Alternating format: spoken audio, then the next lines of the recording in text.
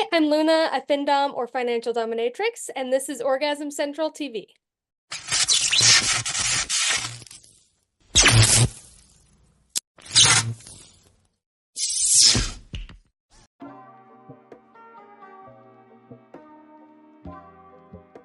Well, I kind of started how a lot of girls started, I feel like.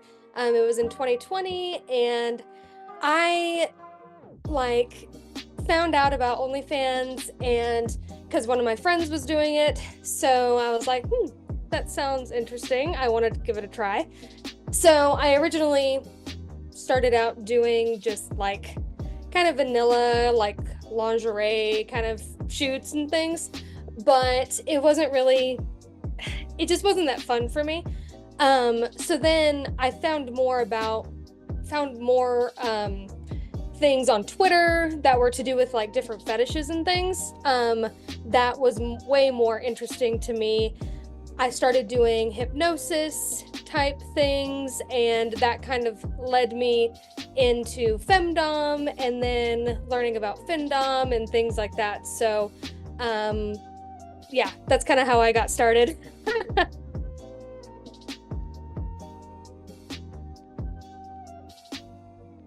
So, for the least, I will say the expectation that we're going to be available at all times.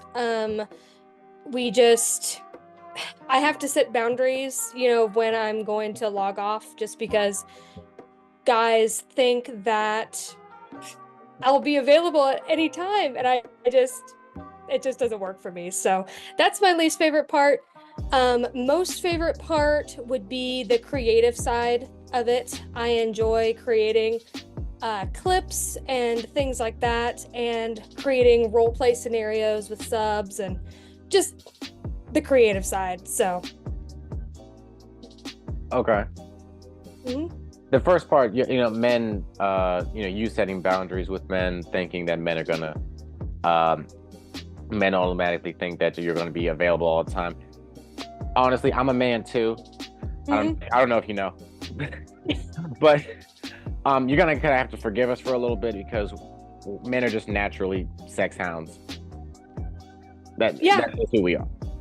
yeah, I know, and that's why I have to set the boundaries of, you know, not being available when I'm trying to relax and things like that. So yeah.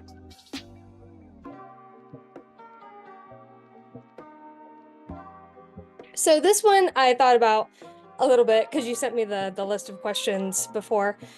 And I think my favorite scene, I guess it's not really a scene as much as it is an entire video that was really heavily edited to be kind of like a mindfuck video. So um it was just really fun to make the voiceover and really think about all the creative different editing styles that I wanted to use in that video. And I wanted to make it really intense. So that was back when AVN Stars was around, and I created kind of a experience for subs called Becoming a Luna Drone. And basically, I just created this really intense mindfuck trippy video that had a really nice voiceover and was really calming. And yeah, it was really fun.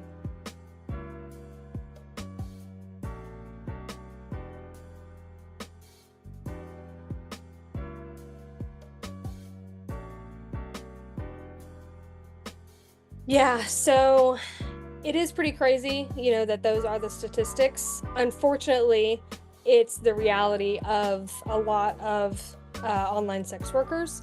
And I am fortunate enough that that hasn't happened to me with like the bank accounts and everything like that. I've never used PayPal. Well, I did when I first started, but I stopped using PayPal pretty quickly. Um, Thankfully, nothing has happened with Cash App or anything like that. But unfortunately, that is the reality that a lot of us, have to deal with. And I just, I wish it wasn't that way. But that is the reality. I get they want to like protect children from Yes, being trafficked into that sort of thing, but a lot of people don't realize that um, sex trafficking and consensual sex work are two different things. exactly. Yes. So many people do not realize that. And it's unfortunate because it has caused a lot of issues, even more recently with Pornhub and things like that, where they are having to become, in certain states, they're having to be more strict on just people visiting the sites. Some places were even insinuating that they want people to put in their like driver's license and things like that to guarantee that they are of age to be watching the videos. And they haven't done that yet, but it was just it's still an ongoing issue where people are they're just insinuating that sex workers are being trafficked, and that's not the case for a lot of online sex workers. Some you may be able to argue that they are being trafficked because certain organizations that have cam studios and things like that are trafficking girls and making them do what they're telling them. But for a lot of us, we are entrepreneurs. We're independent people who are doing everything ourselves, and we're not being trafficked. So it's just that's a unfortunate assumption that a lot of people have who don't know about the industry.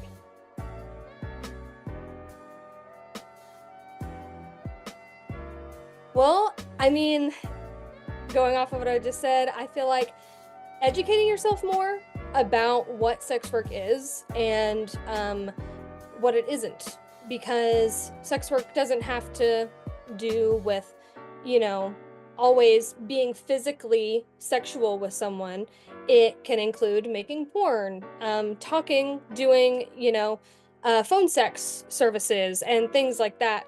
It's not always physical, and I think a lot of people misconstrue those things. And just understanding that it's not human trafficking. Because I am firmly against human trafficking, of course. I'm sure most people are. I donate to organizations and things to help bring an end to it, but I think people can have good intentions behind what they do, but not really understand that it's harming another group of people that are not doing anything wrong. So I think that's how people can help sex workers.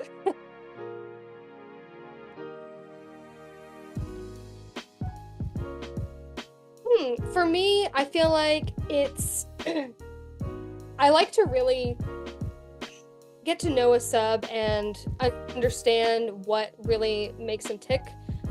In financial domination, sometimes girls can just, or doms, they want to just tell a sub to send money and they send it. It's not really there's not really a coexisting, sorry, I'm tripping on my words. But there's not really any conversation is what I'm trying to say. They just want to tell a sub to send and they send. Whereas for me, I do like to get to know the sub because I feel like if you get to know them and learn more about them, you can end up forming a better relationship with them, and in the long term, they will end up, being a reliable person that you can turn to if you want to play, basically. So